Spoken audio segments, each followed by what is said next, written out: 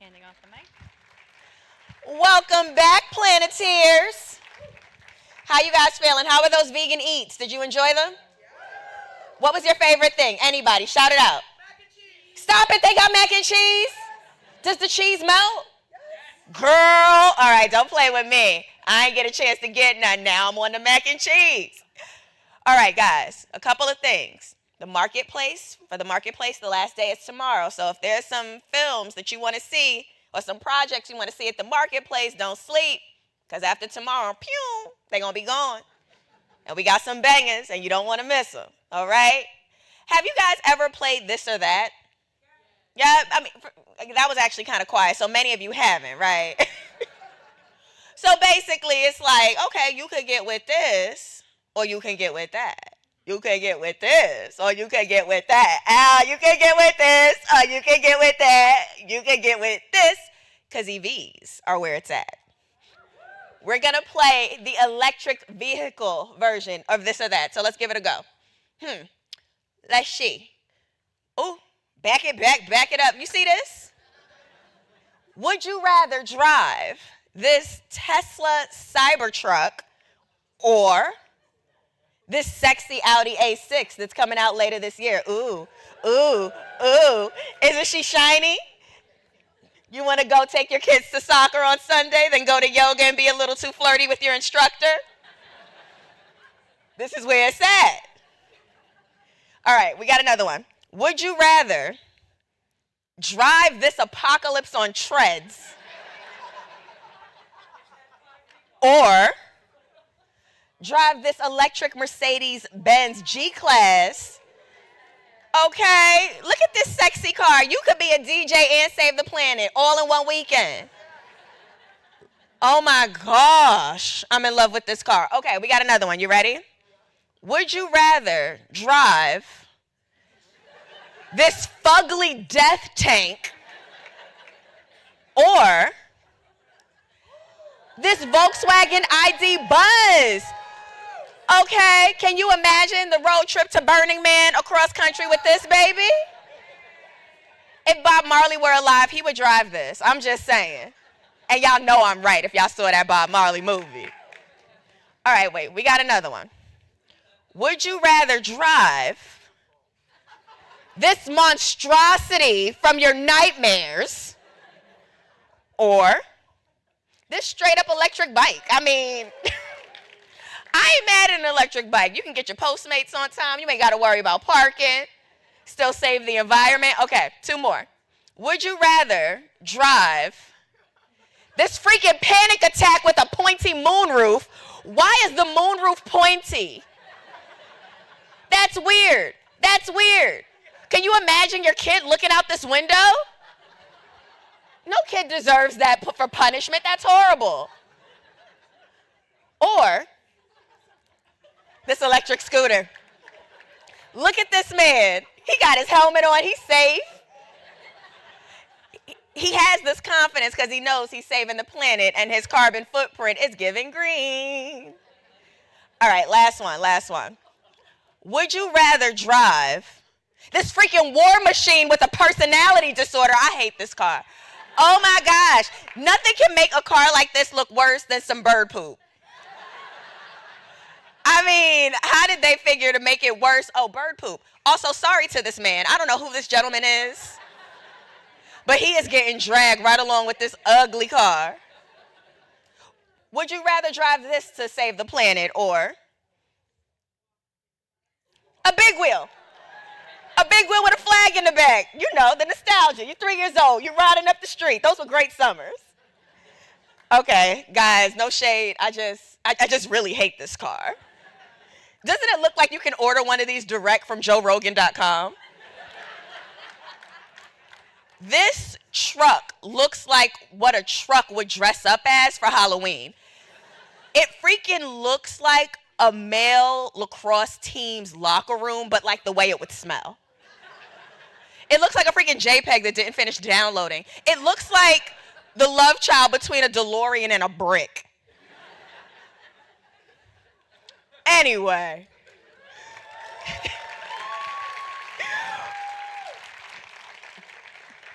I'm glad you guys came back from the mac and cheese, because what we have now is a sneak peek for the movie Twisters.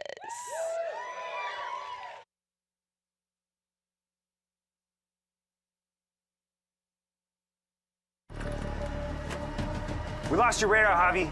You got eyes on the tornado? In the past few decades since Twister came out, the nature of tornadoes have changed. Tornado season itself is now longer. It can happen anytime. That line of storms is just to our east. Yeah, the sprinkle, as soon as I said that, it dropped in the head. Shooting in Oklahoma. I mean, we're surrounded by nature, but there are these pockets with small towns. And as we're learning, a lot of tornadoes are starting to move further east and further south where there are more people. So there's a growing risk of more cities actually getting hit by tornadoes that otherwise in the past wouldn't have. What do tornadoes have against small towns? I don't know. Traditional tornado alley is definitely expanding. And if you look at some of the tornadoes in like Alabama, Mississippi, you can see they're as strong as anywhere now. And they're a little bit more challenging to forecast, and certainly more challenging for the public to react to because of the low visibility they have in terms of the hills and the trees. It looks like we now have 2 tornadoes possibly chasing us. A lot of those occur at night, which is really dangerous because you're just not aware, or you might be asleep. So the Weather Service is having to get more creative on how to get their messaging out, give as much warning time as possible so people can react and be in a safe place. It's not safe here! What I appreciate about working on this film is that they are really trying to keep it authentic. Action! See these red outlines? We're having an extremely active tornado season in this part of the country. We got to meet true meteorologists, and they were explaining what their jobs are. The Weather Service and NOAA are actually using high-resolution radars to quickly sample storm environments, and this is one of the new technologies. It allows us to track different storms in different areas electronically, so we can sample very large environments very quickly. We could change those racks out with actual racks so that they're actually collecting data and basically integrated into the project. Nice upgrade from the old van, right? So those kinds of technologies are what we see integrated into the movie. It's all based on very real technology that exists in the current world. A lot of times people get their information through media, through films, and if we can make people aware in a way that's also entertaining, I think that's what you remember. That's what makes you go, oh, let me look this up after I watch this movie. Is this really happening? Twister's a movie that shaped so many people's childhoods and shaped so many people's futures. You run into so many proper meteorologists and chasers over here in Oklahoma that have started because of that movie. It's showcased possibility of what information you could find and what you can do to help. Okay, make sure people get to a safe place. We think of our friends, our communities that we live in, and we have too much knowledge now to not make shifts in our daily lifestyles. Even the smallest things, those little choices and decisions we make, if everyone just makes one, that's gonna make a difference. So why not, everyone start thinking, what can I do? What's one step I can do every day that may make a bigger and better difference for the future? What we're doing could save thousands of lives. It's really about hope and people trying to work together to solve problems. It's about science, and it's also about revering and honoring, respecting, and loving nature. That's a tornado right there, baby. Get some photos of that, The man. birth of a tornado, nature's masterpiece.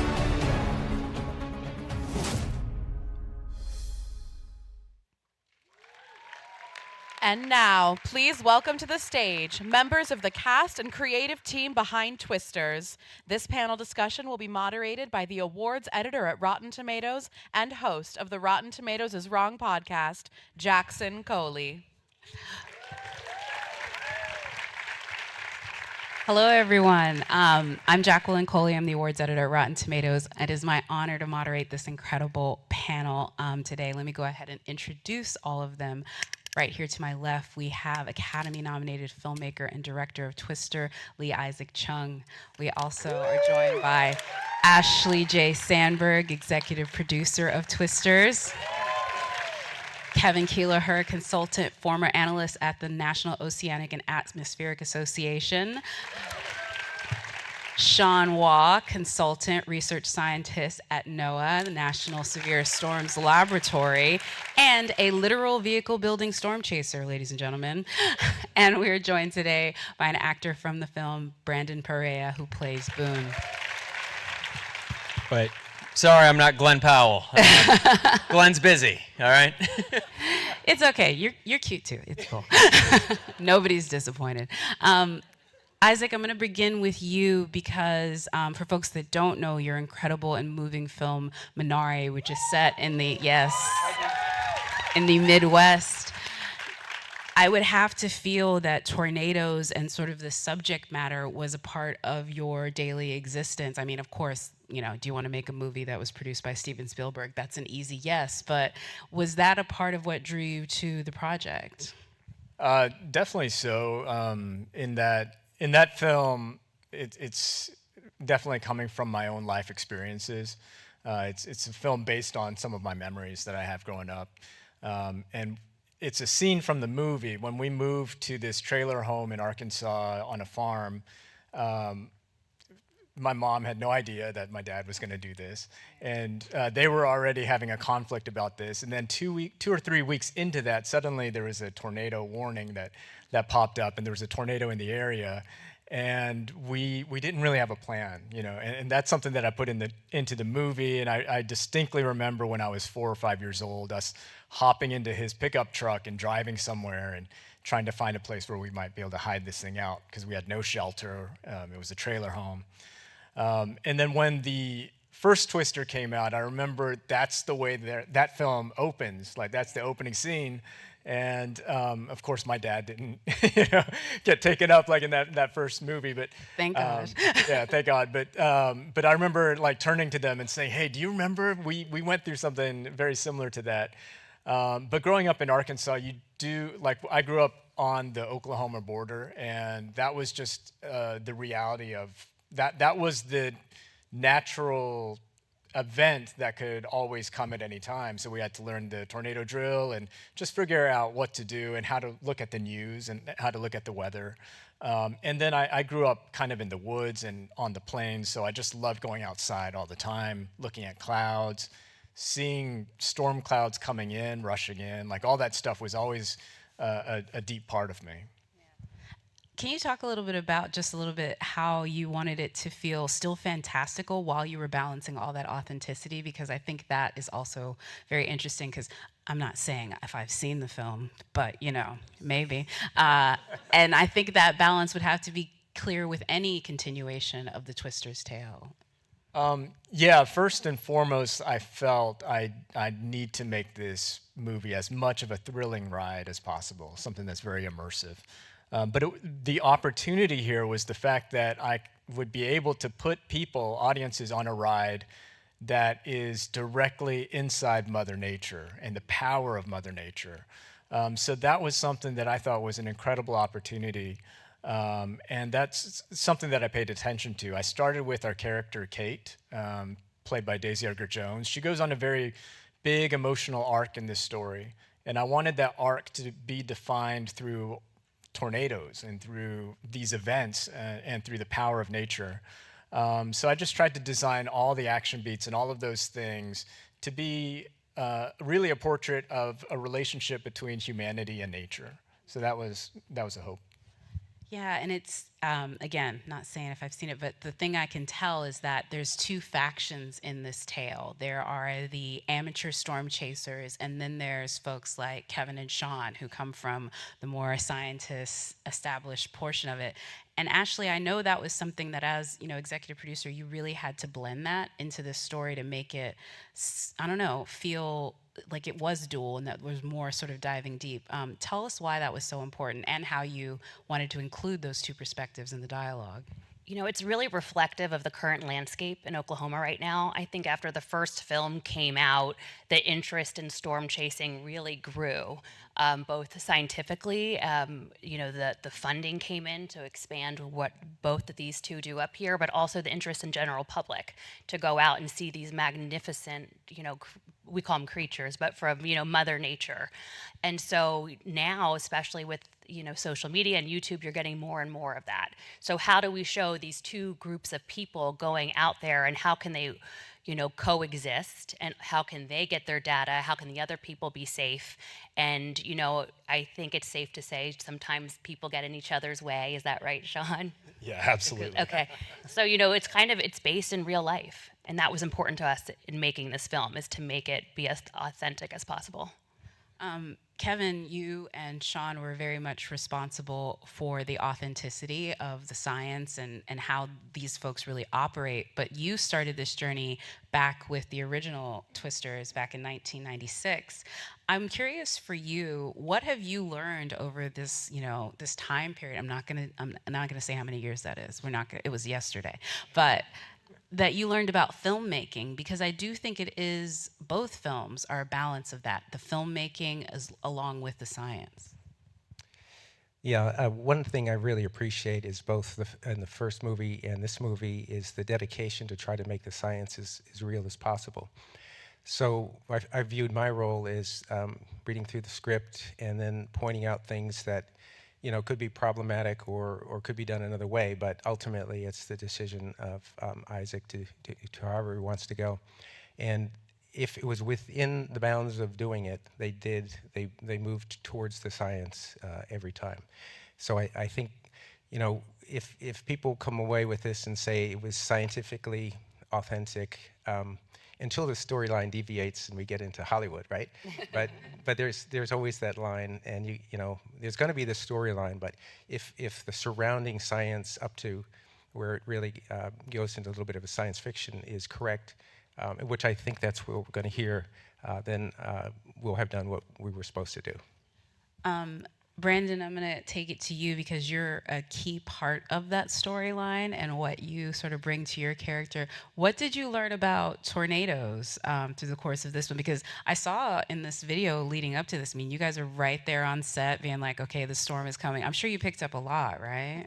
Yeah, I got to learn a lot about tornadoes, but I'm not going to act like I'm one of the experts of tornadoes. I think one of the best things I learned is this guy's cell phone number, so I can text him if there's a weather event going on, and he could check the radar around the world. So I think we're going to put Sean's number up here at some point for all of you to have that gift too. Yeah, adding on-call meteorologist to the script title, I think, is something we need to put in. Vehicle builder, storm chaser, on-call meteorologist. But I did learn a lot. I learned a lot about tornadoes from these guys. No, that's good. Sean, I just have to go ahead and bring this out here. This is a little bit unscripted. I didn't realize that you also added production designer to your resume over the course of this film, because as I said in my intro, you were an actual vehicle builder, as in that's what you do as part of your job in chasing storms, but you did the same thing for the movie. So tell us about your prop design and that you did on this. Yeah, absolutely. So the movie characters that you see, the one that Brandon plays, that's my real life, right? I do that. I'm not going to say 9 to 5 because it is definitely not 9 to 5. It's 24/7 in certain periods of the year, but I do this on a daily basis. So when I got involved in the movie, like Kevin said, we wanted to make it as authentic as possible, and that meant real equipment. That meant modeling it after real tools and things that we use every day in the real research world. So I actually built a number of the props that you see in the movie at my literal house. There was a flatbed truck that showed up. My neighbor was like, "What are you working on? That looks like something out of a Twisters movie." And I'm like, "So funny story, I can't tell you."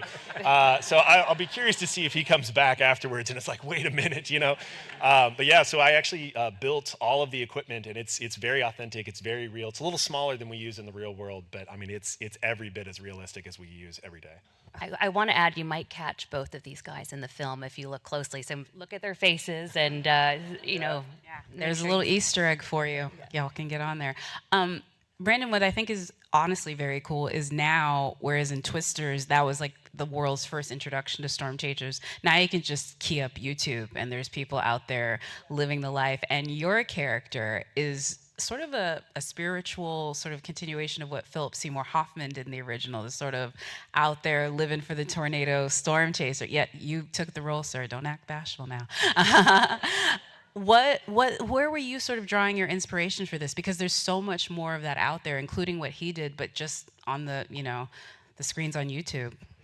Yeah, for sure. I think in the script it was clear that it's more like the comedic role that Philip Seymour Hoffman brought to the first film, and like I've been saying, I'm I hope I just bring a pinky nail of what he brought. He's one of the best actors ever, and Yeah, I learned a lot just by watching storm chasers. The passion that they have is insane, and it's all documented, and the excitement that, and I've noticed that a lot of them give the excitement to keep the audience in. I'm like, oh God, it's coming down now. It's coming down. I swear it is. Like, woohoo. And it's like, you're watching like for 45 minutes, and you're like, where the hell is it? Like, I am waiting. So I was like, okay, I need to bring the excitement the entire time, especially if we're the ones documenting it.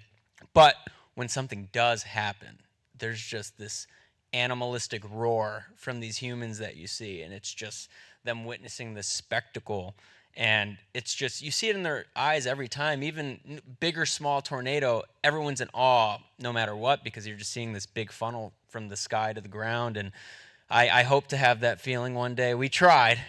We got close. I chased with this guy not too long ago.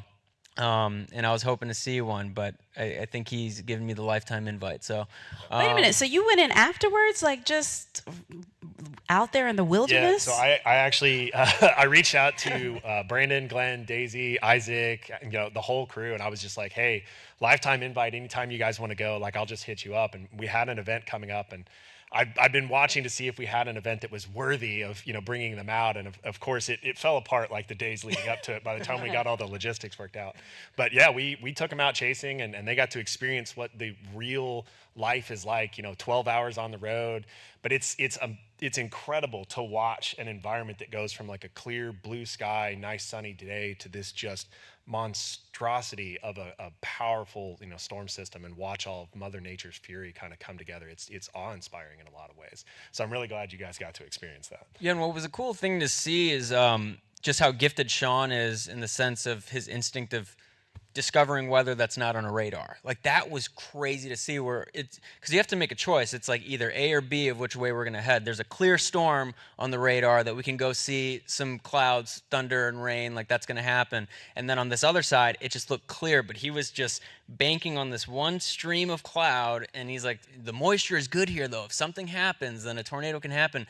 And we're looking at it, we're like, dude, we don't see a lick of any rain going to happen there, and we're just driving through clear blue skies, and then we get to this location, and we're going out for 12 hours, and then all of a sudden, you just see these clouds forming, and then it got so close to a tornado happening. But I was just like, dude, on the radar, there was nothing there, and that just kind of shows how unpredictable storms are to this day, and I think the research that they do is so important. Like he said, 24 hours a day, because we were in the offices, and these guys are all there, and there's these crazy hours of shifts where people clock in at 3 a.m., so just so much respect to these dudes and what they do.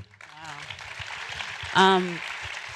That's incredible. I'm not clocking in at 3 a.m. I'm sorry. But Kevin, I want to bring it to you, because as much as this is about getting it right so there's not misinformation, as much as it's about the storytelling, I think it's more important that you get it right because of how wide the film is going to go. Is that correct? And having experts like you and Sean on set really does more than just say, like, okay, they did it the right way. It really can sort of be about what is happening right now, and live as sort of like something bigger than the film to teach audiences what's going on with the environment.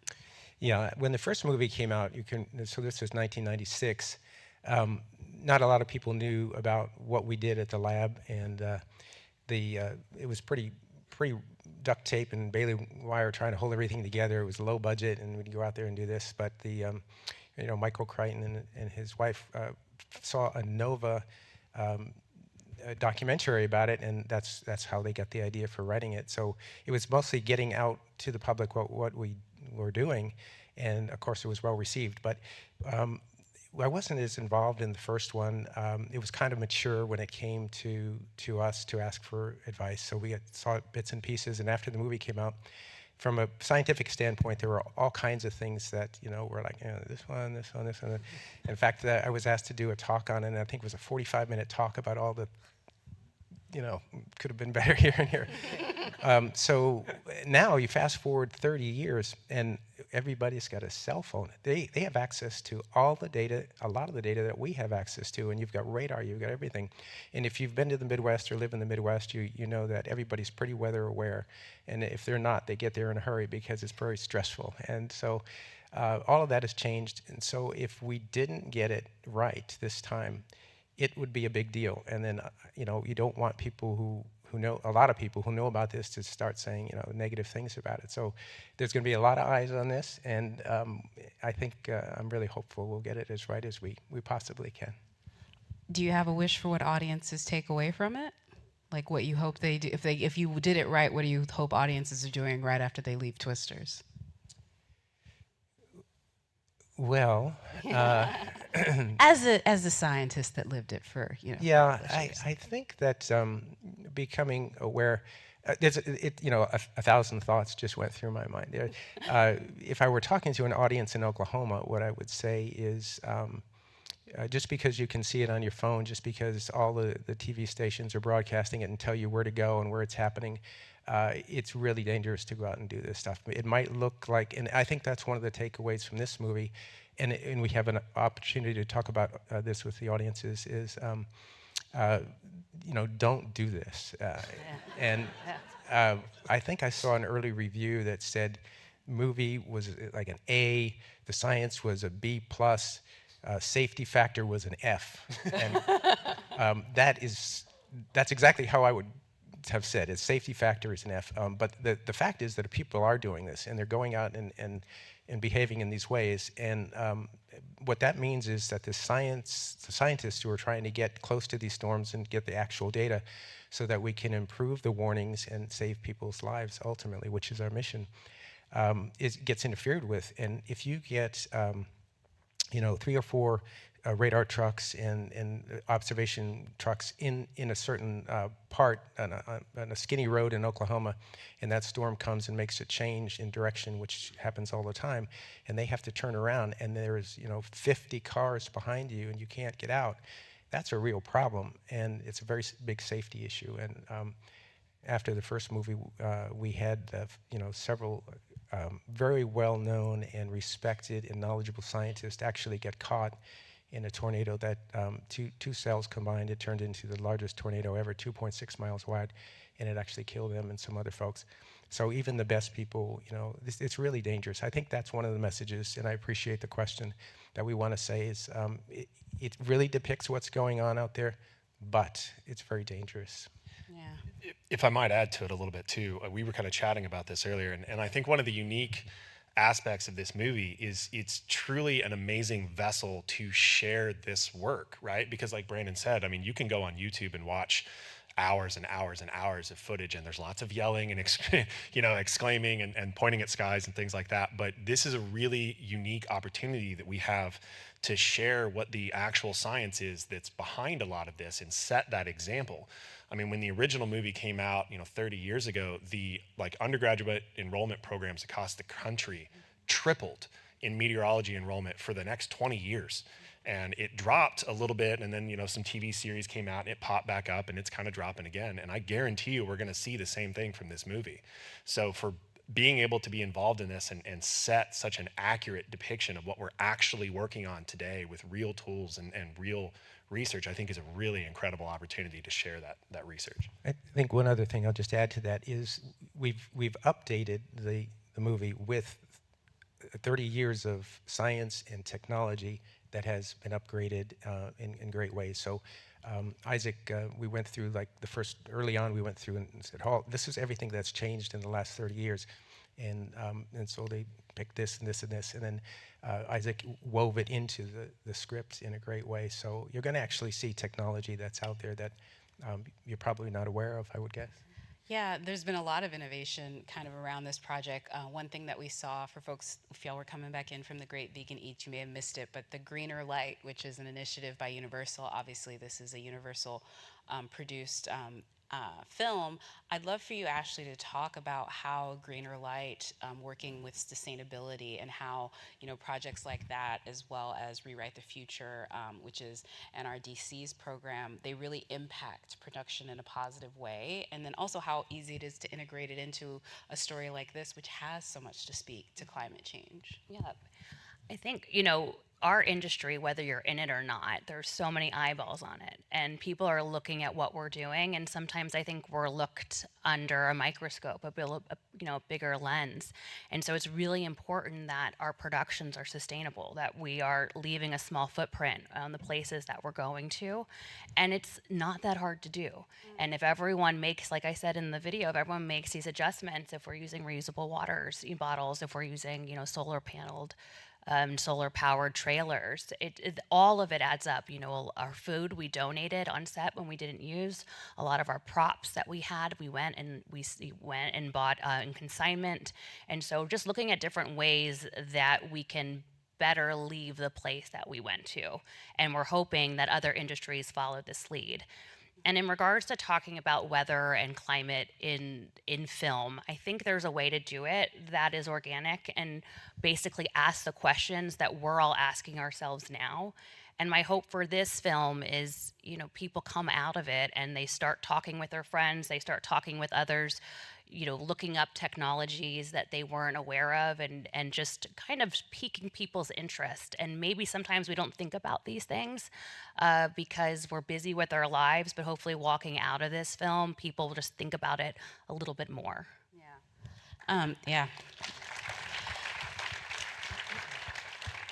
Isaac, for you, there was another delicate balancing act you were doing, because I would say a lead character in this, in addition to the tornadoes and the actors you have on screen, is the small towns that are affected by this level of climate change, these incredible weather events. And although this is going to be literally a thrill ride film, I think knowing, first of all, the audience that's probably going to flock to this, but also just the sensitivity around, like, people are going to go see this movie who may have been affected by tornadoes. How did you sort of approach that, making sure that, like, yes, we want to have an entertaining feature, but again, that sort of secondary character of small town America is going to be well served? Yeah, I grew up in a really small town. It was maybe 1,300 people. And when you live in a town like that, there is an element of feeling like life is somehow elsewhere. Like, it's in the cities, it's what you see on TV. So anytime I would see any story that is set in a small town or features a small town or the region where I was growing up, it always felt deeply personal, or there was something about that always affected me. I felt like with this film, we had a real opportunity here to kind of talk about what people in small towns are dealing with, what farmers are dealing with. One of the big characters in this film is Daisy Edgar Jones, her character Kate's mother, who is a farmer. And a lot of the stakes in this film, the things that could be lost, are these small towns. And I thought that was an interesting thing as a storyteller's perspective, to take that seriously and to also have that deep conviction that it does matter. Like, I think there's a trope of, if you want higher stakes, just make it be about more people under threat. That's kind of the stake, the way that people play the stakes. But I think we can also look at small towns and what's happening in smaller communities in this country or around the world and say, no, these pockets are really important.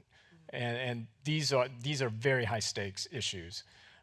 So I felt like that's something I wanted to lean into with this. One thing we haven't touched around with the reality of the science, again, talking about climate change and how it's affecting anything, is, Sean, I didn't get to ask you about sort of how, from when Kevin was doing it with 1996 to now, we talked a little bit about Tornado Alley sort of shifting, but that's really making your work a lot more difficult, as far as, like, the rules that were written back in 96 have kind of been rewritten now. I'd love for you to tell a little bit about that and how the film reflects that.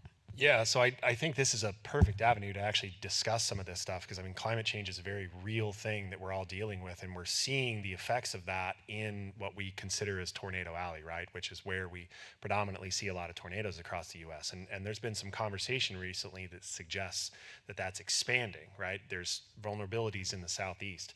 And while the number of total tornadoes hasn't really changed a whole lot, it's about 500 a year, EF1 or larger, which is based on population centers, unfortunately, what it hits and what it damages.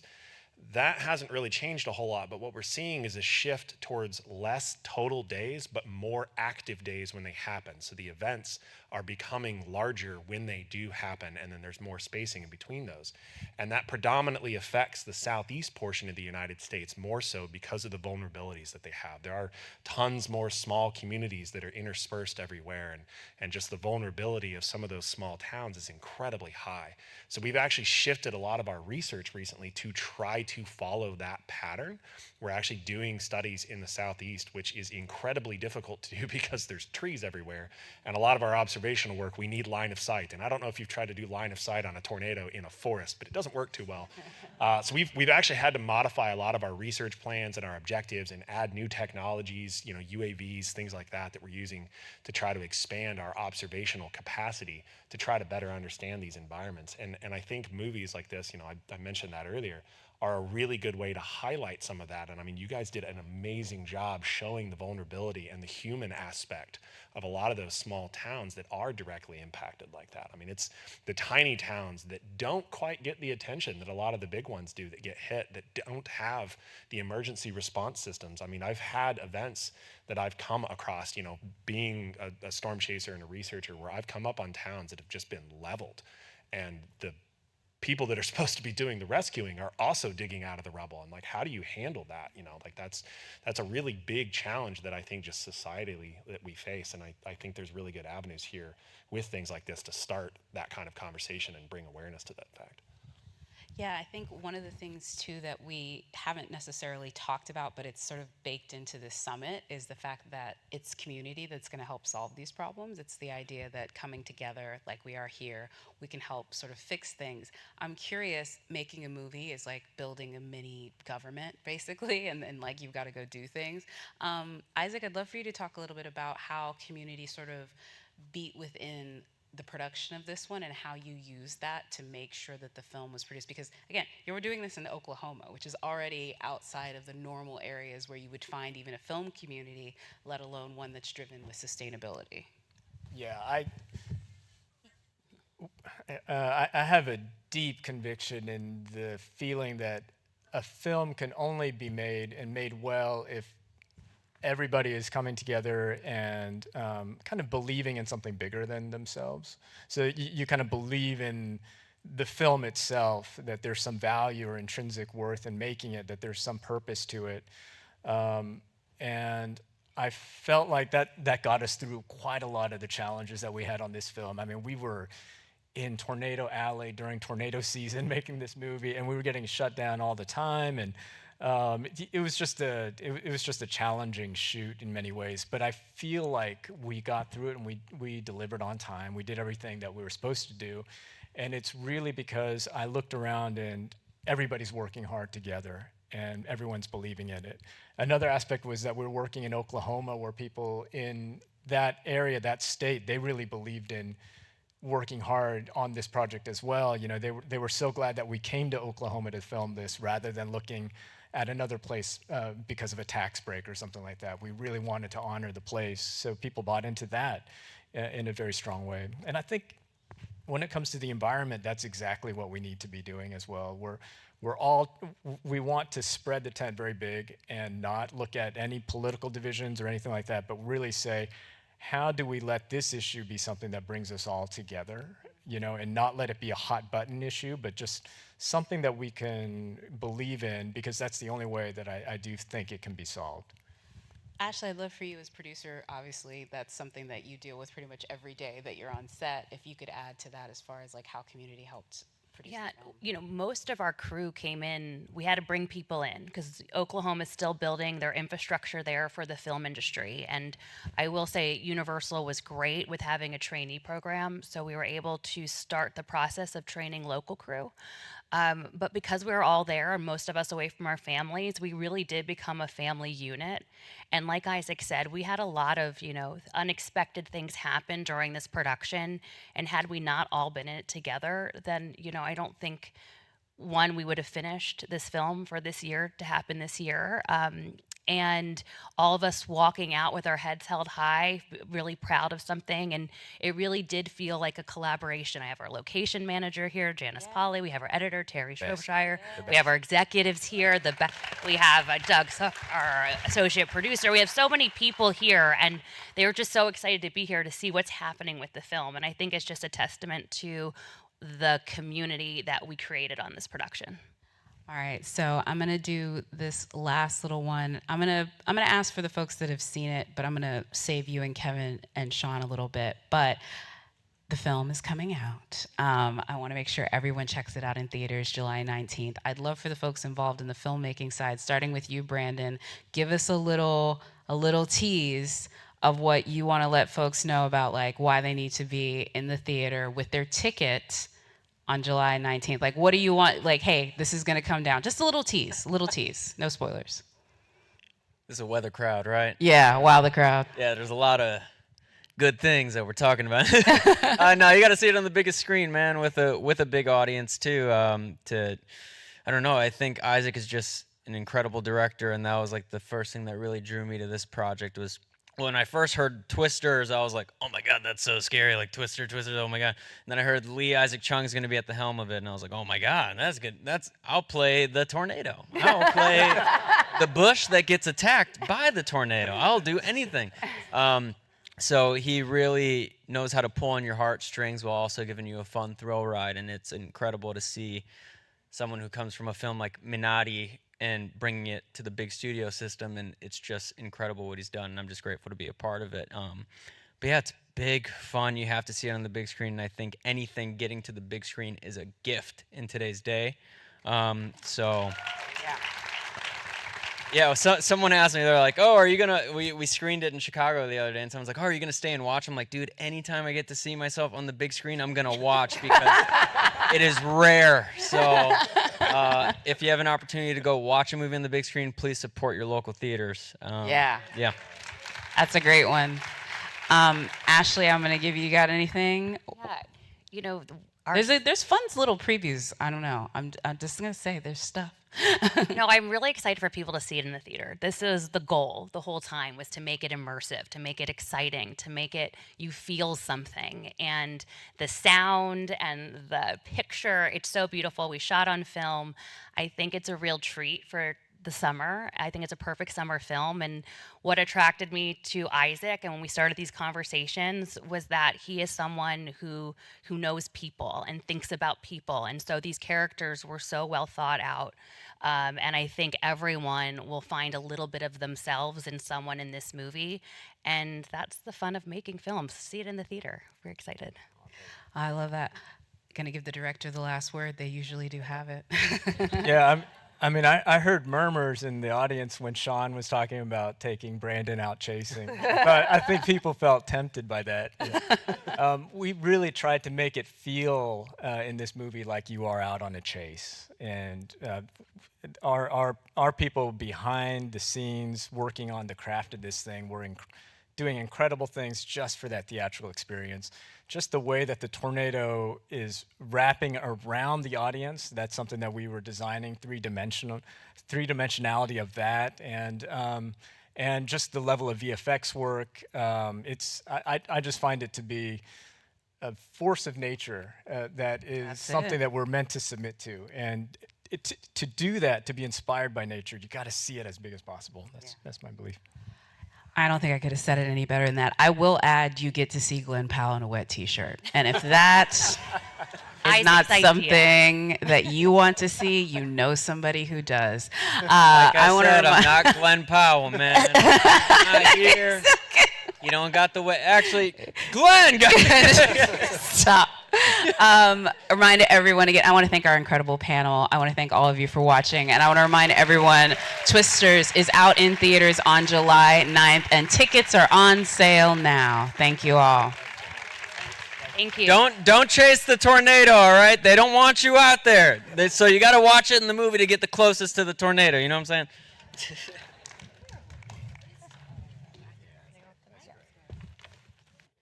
Wasn't that incredible? Thank you. Wait, guys, Twister comes out July 9th. 10th, July 19th. Thank you. July 1-9. Guys, I hope you enjoyed that. I'm excited to see Twisters on July 19th. Are you guys not excited? I'm excited. I love the energy. It must have been that macaroni and cheese, the vegan mac and cheese with the onions on top. I looked at it, I said, is this bacon? No, it was onions.